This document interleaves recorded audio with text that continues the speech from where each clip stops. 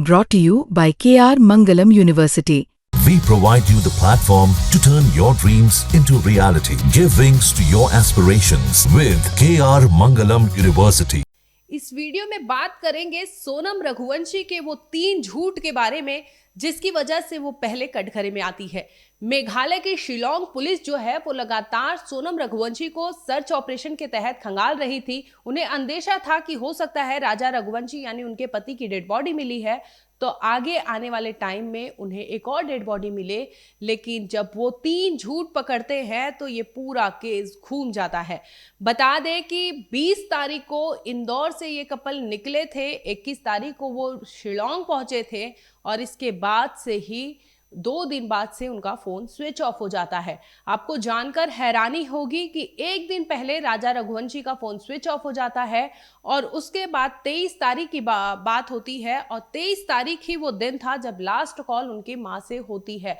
यानी राजा रघुवंशी की माँ से उनकी बहू की आखिरी वो कॉल होती है और वो ऑडियो कॉल जब सामने आता है, इसके बाद मेघालय पुलिस जब जांच करती है, सीसीटीवी सामने आता है, होटल के स्टाफ से जब पूछा जाता है, इस पूछताछ में इस ऑडियो में वो एक कड़ी मिलती है जो सोनम रघुवंशी को कटघरे में लाकर खड़ा कर देती है।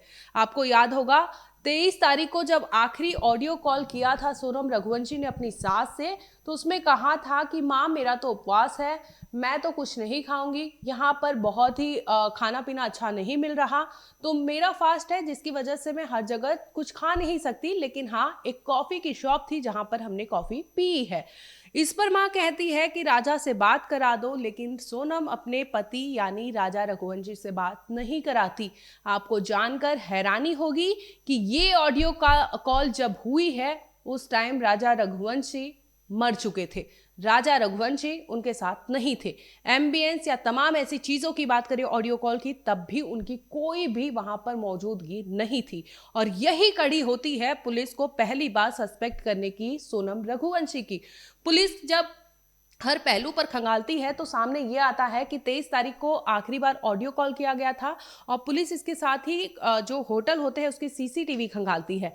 इसमें सामने आता है कि सोनम रघुवंशी उस होटल से गई तो थी, लेकिन कुछ ही समय में वो वापस लौट आई थी और लौट कर जब होटल आती है, क्योंकि उसने अपनी माँ से कहा था कि मम्मी मेरा फास्ट है, सासू माँ से, और जब होटल वाले से पूछा गया तो होटल वाले ने ये कहा था कि वो आई थी, लेकिन दोबारा जब आई थी गई तो थी वो राजा रघुवंशी के साथ, लेकिन जब लौटी थी दोपहर में तो वो अकेले लौटी थी और वो भरपूर खाना खाई थी। यहीं से सोनम रघुवंशी की जो क्राइम कुंडली है वो खुल जाती है। मेघालय पुलिस के कान खड़े हो जाते हैं। अब वो अपने घोड़े दौड़ाने लगते हैं और जांच के दायरा बढ़ाते हैं। एसआईटी टीम गठित होती है और इसके बाद सोनम को एज अ सस्पेक्ट जांच की जाती है, जिसके बाद ये सारी चीजें खुलासा हुआ है। स्वागत है आपका, आप देख रहे हैं क्राइम तक, मैं हूं अश्विनी सिंह। सोनम रघुवंशी को ट्रांजिट रिमांड के बाद यूपी के गाजीपुर से लेकर पुलिस पहुंचती है बिहार के बक्सर में। बक्सर पहुंचती है और बिहार के 3 ऐसे जिलों में लेकर जाती है जहां पर सोनम पहुंची थी। अब बात यह हो रही है कि आखिर सोनम रघुवंशी ने किस रूट से मेघालय से क्रॉस किया था और इसके बाद वो यूपी पहुंची थी। तो इसमें सामने आता है कि वो यूपी से पहले बिहार पहुंची थी, बिहार के बाद वो यूपी दाखिल होती है। सोनम को लगा था कि उसने जो रचा है, कहानी जो रची है, जो मिस्ट्री उसने बनाई थी वो सफल हो जाएगी, लेकिन उसे नहीं पता था कि मेघालय की पुलिस उससे काफी शातिर निकलती है। जिस लड़की को पुलिस खाई में तलाश रही थी, जिस एनडीआरएफ और एसडीआरएफ की टीम सोनम रघुवंशी की तलाश में हजारों फीट गहरी खाई में उतरकर उनकी टीम तलाश रही थी, वो सोनम जिंदा मिलेगी यूपी के गाजीपुर में, ये उन्हें जरा भी भनक नहीं थी। लेकिन बता दें कि मेघालय की जो पुलिस है वो लगातार इस केस को खंगालने में जुटी थी और इस दरमियान उन्हें कुछ ऐसे सुराग लगते हैं जिसमें वो सस्पेक्ट सोनम रघुवंशी को बना लेते हैं। इस वीडियो में बात करेंगे सोनम रघुवंशी ने जिस रूट से फॉलो किया और वो पहुंची थी यूपी के गाजीपुर में, इसके साथ ही सोनम की कौन सी वो मिस्ट्री थी जिसे पुलिस ने फेल कर दिया और आखिरकार सोनम को मजबूर कर दिया पुलिस के सामने सरेंडर करने के लिए।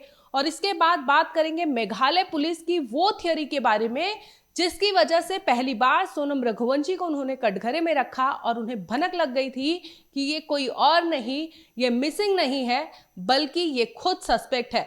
जिसे लोग विक्टिम मान रहे थे वो कहीं ना कहीं कातिल निकलेगी, ये मेघालय पुलिस को पहले ही संदेह हो चुका था।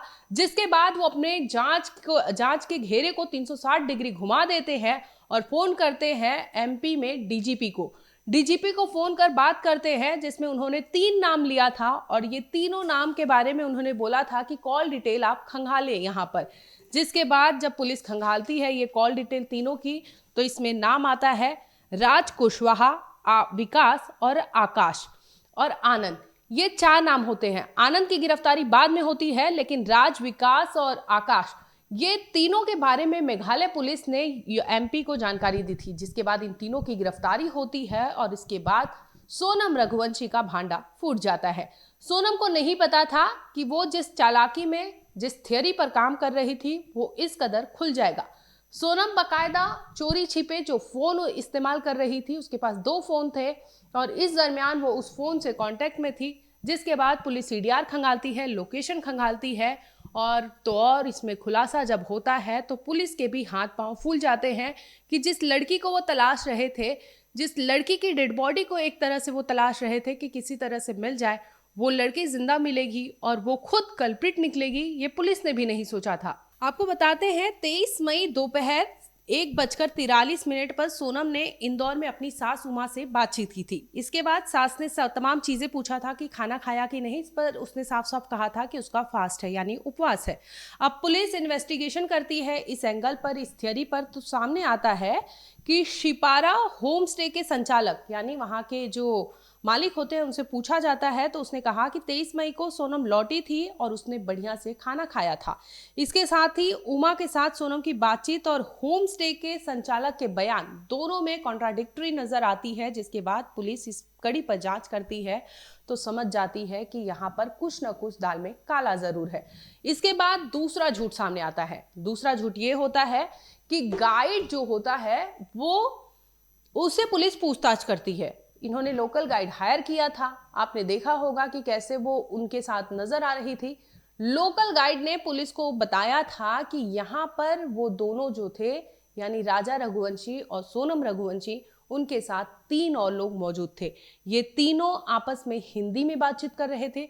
सोनम रघुवंशी से भी इनकी बातचीत हो रही थी। जब ये दूसरी चीजें सामने आती है तो पुलिस समझ जाती है कि माजरा क्या है। बता दें कि 23 मई को सुबह 10 बजे राजा और सोनम 3 पर्यटक के साथ नौंगरियात से मावल खियात के बीच गए थे और ये गाइड ने देखा था। गाइड जो थे एल्बर्ट पैड, इन तीनों को उन सोनम रघुवंशी और राजा रघुवंशी के साथ देखे थे, जिसमें उन्होंने बताया कि सोनम पीछे थी और वो बातचीत कर रही थी। और क्योंकि गाइड जो है वो अंग्रेजी जानते हैं और वो खासी और अंग्रेजी दोनों लैंग्वेज जानते हैं, लेकिन हिंदी नहीं जानते थे। जिसके बाद उन्हें शक होता है कि ये लोग हिंदी जानते हैं, मतलब ये यहाँ के नहीं है। जिसके बाद पुलिस इस कड़ी को भी खंगालती है और तब सामने आता है कि यहाँ पर हो सकता है कि किसी को बाहर यानी इंदौर से ले आया गया हो। अब एल्बर्ट के बयान के बाद पुलिस मोबाइल टावर के लोकेशन और कॉल डिटेल्स खंगालती है। अब सोनम के भी मोबाइल डिटेल्स खंगालती है, जिसके बाद ये पता चलता है कि सोनम जिंदा है। अब पुलिस, क्योंकि 23 तारीख की ये बात थी, 23 तारीख को राजा रघुवंशी मर चुके थे। इसके बाद उसका कॉल डिटेल्स जब टाइमिंग आती है उसके बाद पता चलता है कि ये जिंदा थी और राजा की पोस्टमार्टम रिपोर्ट में मरने की टाइमिंग और सोनम के साथ से बातचीत की टाइमिंग से भी पता चला कि जिस समय सोनम ने 23 मई दोपहर 1:45 के करीब अपने आधे घंटे के दौरान राजा का कत्ल कर दिया था, ये पोस्टमार्टम रिपोर्ट में दावा किया गया है। और इसी दरमियान उसकी फ़ोन पर बातचीत हुई थी, जिसके बाद ये क्लियर हो जाता है कि सोनम रघुवंशी इसमें कहीं ना कहीं कातिल है। सबसे बड़ी बात, आपने ऑडियो कॉल में देखा होगा कि राजा रघुवंशी की मां ने कहा था कि क्या तुम लोग कोई फोटो अपलोड क्यों नहीं कर रहे हो, जिस पर इसने कहा था कि वहां पर नेटवर्क कवरेज अच्छा नहीं है, जिसकी वजह से हम अपलोड नहीं कर पा रहे हैं। और सोशल मीडिया पर एक भी सेल्फी अपलोड ना करना, ये पुलिस के लिए एक बड़ा क्लू साबित होता है, क्योंकि उन्होंने कहा कि राजा और सोनम 21 तारीख को शिलोंग में थे, होटल में स्टे करते हैं। 22 मई को दोनों सोहरा के लिए निकले। सोहरा में थाने के पास ही एक होटल में कमरा लिए। होटल में जगह नहीं थी, होटल में अपना सामान रखकर वो घूमने निकल जाते हैं। इसी दिन दोनों मावलखियात गांव पहुंचे और सोहरा पुलिस थाना क्षेत्र के अंतर्गत आने वाले नौंगरियात गांव में लिविंग रूट ब्रिज को देखने के लिए स्कूटर से निकल पड़े। और इसी दरमियान जब वो चेकआउट करते हैं और चेकआउट करने के बाद जब लौटते नहीं हैं, पुलिस जब खंगालती है तो माजरा कुछ और आता है। अब बात ये भी कर लेते हैं कि सोनम रघुवंशी ने जाने का तो टिकट करा दिया था, लेकिन लौटने का टिकट नहीं कराया था। ये सोचिए कितनी बड़ी बात है, क्योंकि राजा रघुवंशी अभी हनीमून पर जाने वाले नहीं थे, लेकिन जिस तरह से सोनम रघुवंशी ने दबाव बनाया और उसके बाद आखिरकार वो मान जाते हैं।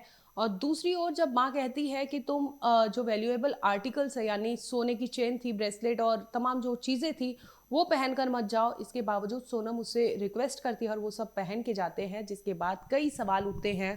और माँ जब सामने आते हैं उनके बेटे की ये कहानी, तो माँ बिलखने लगती है, रोने लगती है और कहती है कि उन्हें ज़रा भी एहसास नहीं था कि वो अपने बेटे को अंतिम यात्रा के लिए भेज रही है।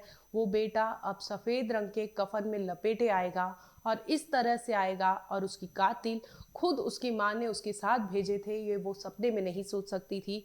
और लगातार उनका कहना था कि ये लोग को सपने में राजा आता था और कहता था कि वो मारा गया है, उसकी मृत्यु आसानी से नहीं हुई है, उसे एक हत्या की गई है, जिसकी वजह से वो लगातार गुहार लगा रहा था। माँ को अभी भी एहसास होता है कि उनका बेटा जिंदा है उनके लिए, लेकिन जिस तरह से राजा रघुवंशी की हत्या उनकी ही बीवी ने करवाई, ऐसे में सोचने पर मजबूर करता है कि हमारा समाज, हमारी लड़कियां, हमारी जो पीढ़ी है वो किस कदर आगे बढ़ रही है और कैसे लोग इस तरह के सोच रखते हैं। ये अपने आप में सोचने की बात है। अगर लड़कियों से या लड़कों से, किसी से भी ये उम्मीद नहीं की जा सकती, अगर आपको वो पार्टनर नहीं पसंद है तो ऐसे में आप सेपरेट हो जाइए। आपके पास कई रास्ते हैं। किसी की मांग मत उजाड़िए, किसी का घर मत उजाड़िए, किसी के माँ से अपना बेटा मत छीनिए, किसी की बहन से उसका भाई मत छीनिए। वो आपके लिए एक मटेरियल हो सकता है, लेकिन वो अपने लिए, वो खुद के लिए, अपने परिवार का एक पूरा हिस्सा होता है। तो ऐसे में ज़रूरी है आप सोचिए, समझिए, दूरियां बनाइए, सेपरेट हो जाइए, लेकिन किसी का इस तरह से कत्ल करना ये किसी भी तरह से सही नहीं है।